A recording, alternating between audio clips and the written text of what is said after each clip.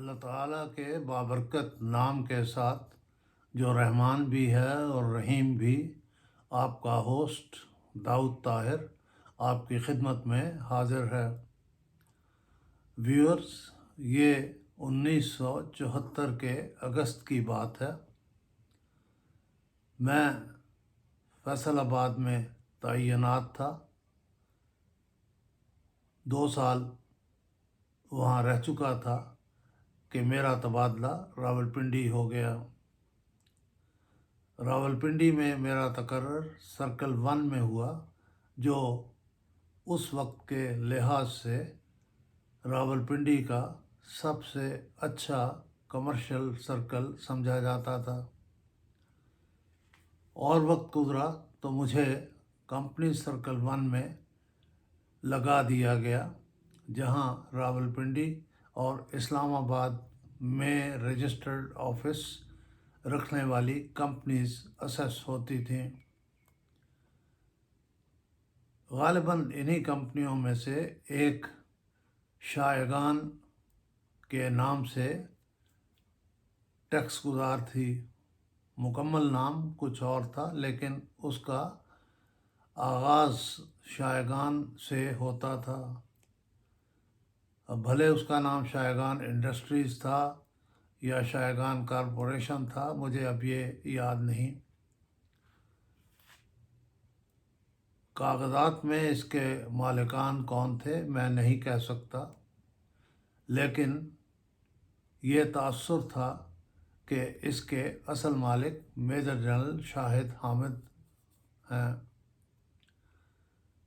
عام طور پر تاریخ بھگتنے کے لیے اس کمپنی کا اکاؤنٹنٹ یا ان کا وکیل آتا تھا، لیکن ایک بار جنرل شاہد حامد بھی ملاقات کے لیے تشریف لائے۔ یہ کرٹسی کال تھی، اور اس کا مقصد غالباً یہ بتانا بھی تھا کہ ان کی شہرت اور ان کی شخصیت کو مد نظر رکھتے ہوئے ان کے ساتھ کوئی زیادتی محکمہ نہ کرے۔ میں اب کہہ نہیں سکتا کیا باتیں ہوئیں، لیکن اس کے بعد میری ان سے کبھی ملاقات نہیں ہوئی۔ ہاں، جب سلمان رشدی کا معاملہ پریس میں آنے لگا اور غالباً کسی نے لکھ دیا ہوگا کہ وہ ان کے عزیزوں میں سے ہے، تو مجھے یاد ہے ایک اخباری بیان میں انہوں نے اس تاثر کی تردید کی تھی۔ جنرل شاہد احمد نے اور بھی بہت سی کتابیں لکھی ہوں گی، لیکن میرے سامنے ان کی ایک کتاب ہے جس کا نام ہے جنرل کی آپ بیتی۔ یہ ان کی سوانح عمری ہے۔ میں نے یہ کتاب پڑھی ہے، جس سے پتہ چلتا ہے کہ انہوں نے مسلم یونیورسٹی علی گڑھ میں تعلیم حاصل کی تھی۔ اپنی کتاب کا کچھ حصہ انہوں نے اس یونیورسٹی میں تعلیم کے دوران اپنی یادداشتوں کے لیے وقف کیا ہے۔ کئی صفحات پر مشتمل یہ حصہ پورے کا پورا یہاں نہیں پڑھا جا سکتا، لیکن اس کا خلاصہ بیان کیا جا سکتا ہے۔ چونکہ مسلم یونیورسٹی علی گڑھ بر صغیر میں مسلمانوں کے لیے تعلیم اور تربیت کے لحاظ سے ایک نادر ادارے کی حیثیت رکھتی تھی، جس کا قیام سر سید کی کوششوں کا مرہون منت تھا، لہذا اس کے بارے میں باتیں اب تک کی جاتی ہیں، لکھی جاتی ہیں، اور لوگ اسے دلچسپی کے ساتھ سنتے ہیں۔ اسی خیال سے میں اس کتاب کے اس باب کے متعلقہ حصے یا ان کا خلاصہ آپ کی خدمت میں پیش کر رہا ہوں۔ وہ کہتے ہیں کہ علی گڑھ میں تعلیم حاصل کرنا مسلمان نوجوانان کے لیے ایک بہت بڑا اعزاز سمجھا جاتا تھا۔ یہ ادارہ اس انداز میں طالب علم کی تربیت کرتا کہ اس کی بہترین صلاحیتیں ابھر کر سامنے آ جائیں اور یہاں حاصل ہونے والی تعلیم اس کی آئندہ زندگی میں حاصل ہونے والی نعمتوں کی ضمانت تھی۔ صرف یہ کہہ دینا کافی تھا کہ یہ لڑکا علی گڑھ میں پڑھ رہا ہے یا پڑھ چکا ہے، اس کے لیے کامیابی کے سارے دروازے کھل جاتے۔ علی گڑھ سے وابستگی کی مہر لگ جانا ہی کافی ہوتا تھا۔ پھر وہ کہتے ہیں کہ علی گڑھ صرف ایک کالج نہ تھا بلکہ ایک خاندان، ایک گھر اور ایک کلب تھا جہاں روایت اور ایک مشترک ورثہ طالب علم کو قوم کے ایک مفید رکن میں تبدیل کر دیتے تھے۔ اس طرح کی کچھ اور باتوں کے بعد وہ لکھتے ہیں کہ علی گڑھ میں داخل ہوتے ہی انسان مسلم انڈیا کے مرکز میں داخل ہو جاتا تھا اور پورے بر صغیر میں مسلمانوں کو کوئی اور ادارہ اتنا عزیز نہ تھا۔ بابائے قوم یعنی قائد اعظم اکثر کہا کرتے تھے کہ علی گڑھ تحریک پاکستان کا اسلحہ خانہ ہے۔ وہ بتاتے ہیں کہ یونیورسٹی میں تعلیم کے ساتھ ساتھ کھیل کو بھی بہت اہمیت دی جاتی تھی، اور جو لڑکے کسی وجہ سے کسی کھیل میں دلچسپی نہ لیتے لیکن پڑھ لکھ کر فارغ ہو جاتے تو ان کی بی اے کی ڈگری کو بگ ایس کا نام دیا جاتا تھا۔ وہ یہ بتاتے ہیں کہ وہ اپنے یونیورسٹی کے زمانہ میں کھیلوں میں خوب حصہ لیا کرتے تھے، اور پھر ہمیں بتاتے ہیں کہ جب کوئی طالب علم علی گڑھ میں داخلہ کے سلسلہ میں علی گڑھ پہنچتا تو ریلوے اسٹیشن پر پروٹوکول مانیٹر اس کا استقبال کرتا اور یکے پر بٹھا کر اسے کالج لے جاتا، اسے برسر آفس میں لے جایا جاتا جو اس کا بحیثیت طالب علم رجسٹریشن کرنے کے بعد اسے ایک کمرہ الاٹ کر دیتا۔ پھر وہ نیچے درزی کے پاس جاتا، اسے ماپ دیتا یونیفارم کا، جو ایک لمبے ترکی کوٹ اور پاجامے پر مشتمل ہوتی تھی۔ سر کے اوپر فیس کیپ پہنی جاتی۔ تمام طالب علم امیر ہوں یا غریب وہ ایک سی یونیفارم پہنتے۔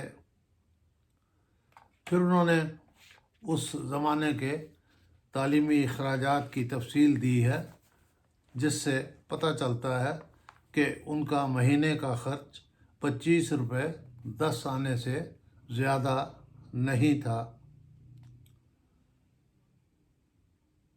یونیورسٹی بتاتے ہیں بہت وسیع و عریض تھی، اس کی اپنی ہی دنیا تھی جس میں بے شمار بورڈنگ ہاؤس تھے۔ ہر ہاسٹل کا اپنا ڈائننگ ہال اور باورچی خانہ تھا۔ یونیورسٹی کیمپس میں طلباء کو آزادی تھی کہ جو چاہے کریں، لیکن یونیورسٹی سے باہر جانے کے لیے انہیں موزوں لباس پہننا پڑتا تھا اور ایسا رویہ اختیار کرنا پڑتا جو یونیورسٹی کی روایات کے ہم آہنگ ہو۔ وہ کہتے ہیں کہ کسی قسم کا ہتھیار یا لمبا چاقو رکھنے کی ممانعت تھی۔ ان کے سسر ڈاکٹر عطاء اللہ بٹ یونیورسٹی کے میڈیکل آفیسر تھے۔ انہوں نے ان کو بتایا، یعنی جنرل شاہد احمد کو، کہ ایک بار آدھی رات کو ایک طالب علم ان کے پاس آیا جس کے بازو سے خون بہہ رہا تھا۔ اس نے درخواست کی کہ اس معاملے کی رپورٹ ارباب اختیار کو نہ کی جائے۔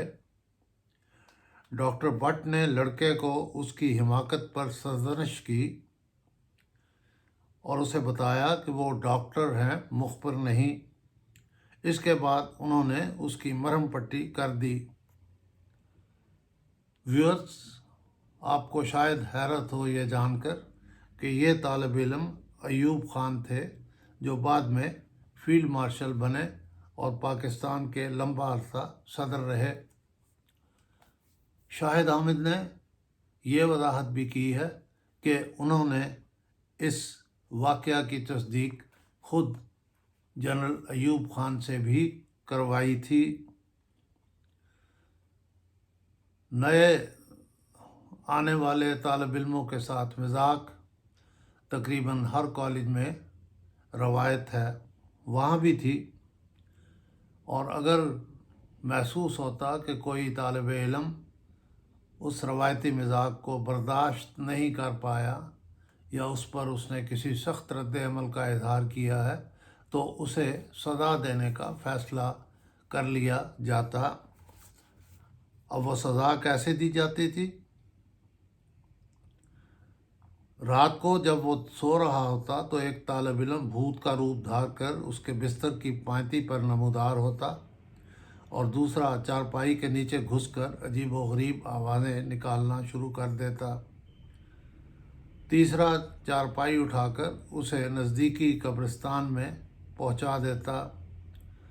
چوتھے کی ڈیوٹی یہ تھی کہ وہ اس پر رنگین پانی سے بھرا ہوا گھڑا توڑ ڈالے، لیکن سب سے زیادہ سنگین مذاق یہ تھا کہ غلاظت سے بھری ہوئی بالٹی سوتے ہوئے شخص پر الٹ دی جاتی۔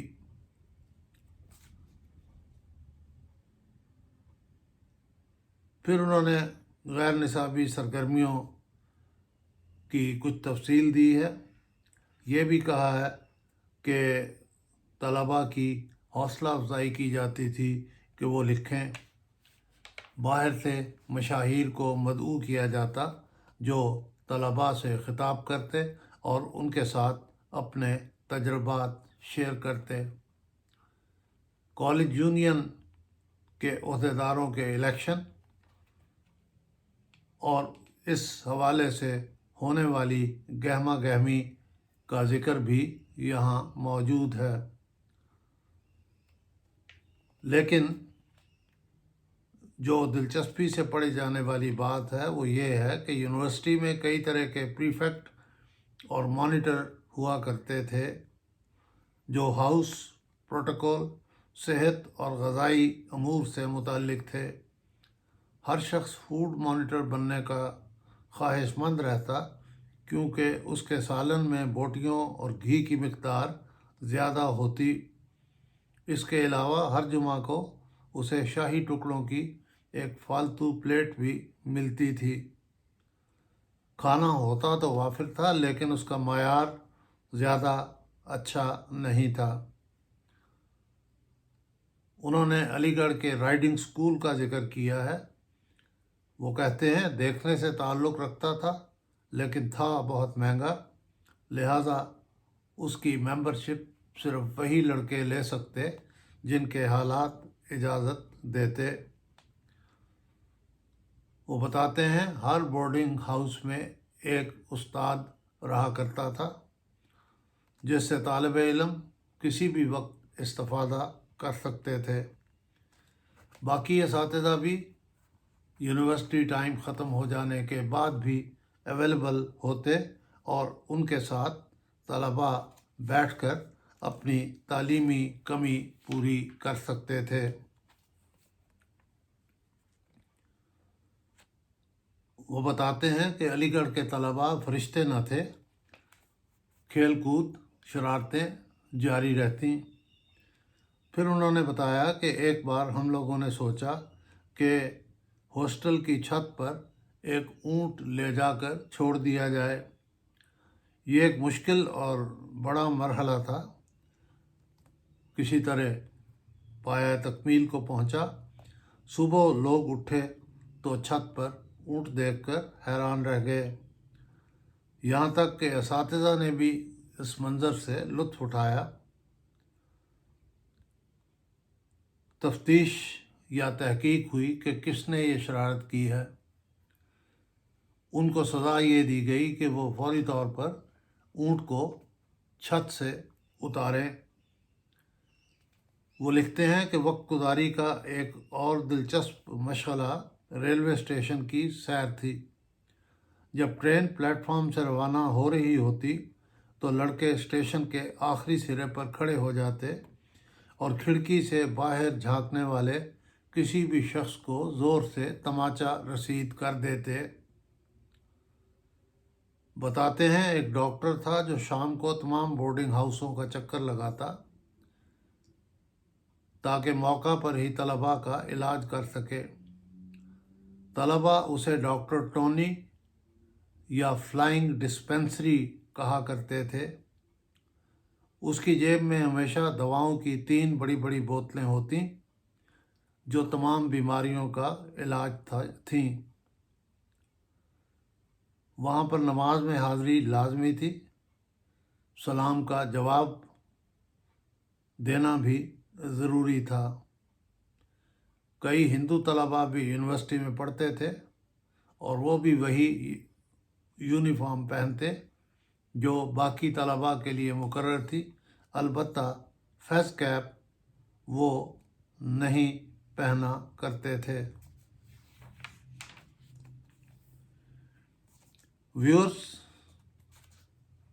اور بہت سی باتیں ہیں، یادیں ہیں جو جنرل شاہد احمد نے اپنے قارئین کے ساتھ شیئر کی ہیں، لیکن ان سب کو پڑھنے کا یہاں پر ہمارے پاس وقت نہیں، اس لیے اپنی گفتگو کو ختم کرتے ہوئے میں آپ سے اجازت لینا چاہتا ہوں، لیکن اس سے پہلے ایک چھوٹی سی بات۔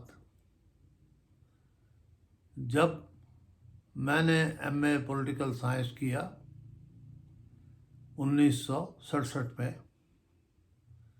تو ہمیں پاکستان موومنٹ ڈاکٹر منیر الدین چغتائی، جو بعد میں پنجاب یونیورسٹی کے وائس چانسلر رہے اور موچی دروازہ کے مشہور خاندان حکیمہ سے تعلق رکھتے تھے، پڑھایا کرتے تھے۔